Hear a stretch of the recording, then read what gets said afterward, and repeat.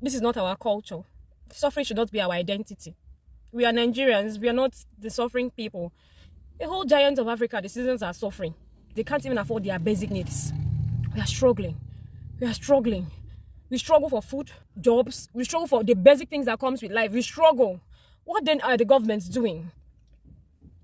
Hey guys, welcome back to another session of Above Limits. I am your host, Kamitush. Today on Above Limits, talking about the cost of living in Nigeria. As we all know, life is hard. Living in Nigeria is very, very difficult. Everything is expensive. Everything is hard. But there is a painful truth most of us don't want to come in terms with. That is not just the government that is making things hard. Not just the government that's making life hard. We as citizens, we also contribute to the hardship. Tell me, why does it work this way that once the prices of goods go up, increases, it never decreases. It never decreases. Even when the suppliers reduce price and the goods finally get to the market, it will still be exorbitant. The price will still be high. They never decrease price. Likewise, transportation. Once they increase the price of transportation, it will never go down.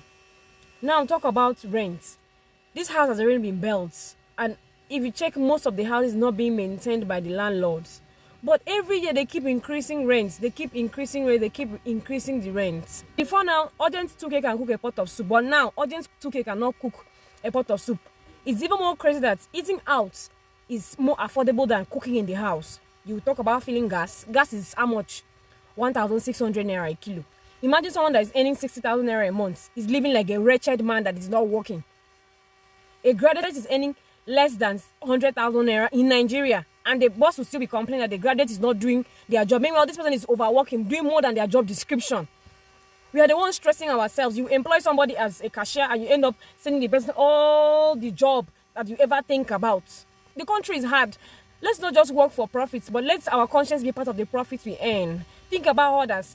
I know that our government contributes to this hardship, but we as citizens, we also contribute to the hardship. We do contribute to the hardship as well. Now, the role of the government is crazy in all of this. I don't know why I'm crying.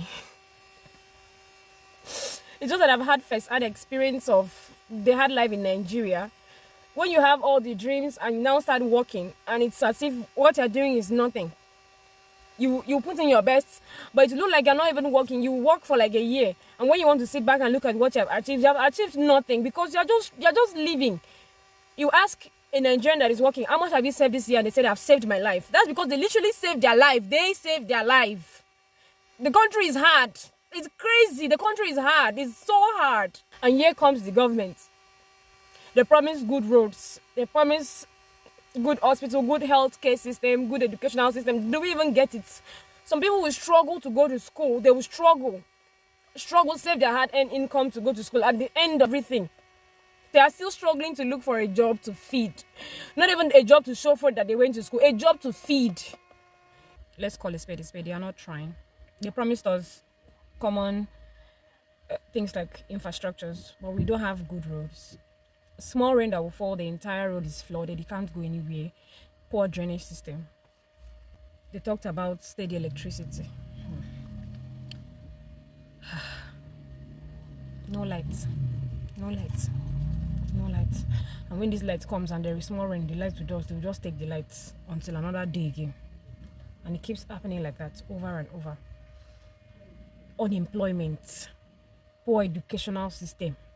You struggle and send yourself to school, hoping that when you come out from school, you will have something to show for it. You will struggle and get another job.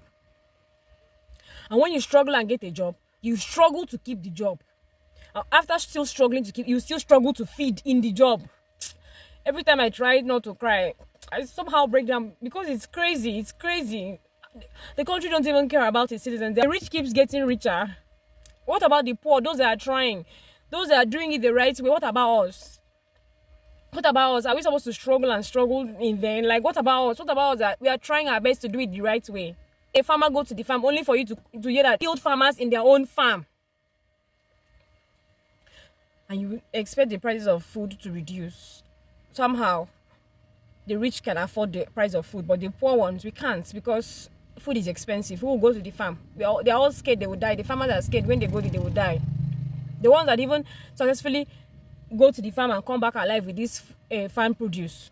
Food insecurity. Some people colonize the food stuff. And now the poor ones will be struggling to buy it at exorbitant prices, high prices.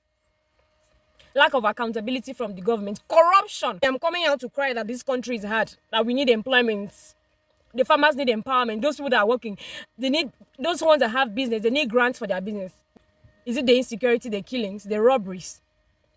Can't even sleep in your house under heat of no lights in peace. You'll be scared. Security. And now they will use the ethnic crisis, the religious crisis to pull us down as an excuse that this is why we are like this. A Muslim does not like a Christian. What exactly is special about the religion that you are fighting for? You know, is your God not supposed to fight for you? Why are you fighting for your God? Why are you doing the job of your God? I mean, you don't know that your God is the one that is supposed to fight for you. That is supposed to come through for you. He's the immortal, yeah. He's the one that's supposed to fight for you, not the other way around. So if at any point you start fighting for the God yourself, something is wrong somewhere. You cannot stand up for your God. It's your God that will stand up for you. So don't let someone else brainwash you into doing what you're not supposed to do. Life does not work like that. Governments should stand up and do what they are supposed to do. Not until we all turn to criminals before you know that we are suffering. Now that we are coming out to beg, please do something about it. And citizens, please, if you are running a business, let fairness be part of your profits. Be kind, be considerate. You should not be increasing price. One particular goods, you earn almost 1 million profits. How then can a common man buy from you? How then can we survive?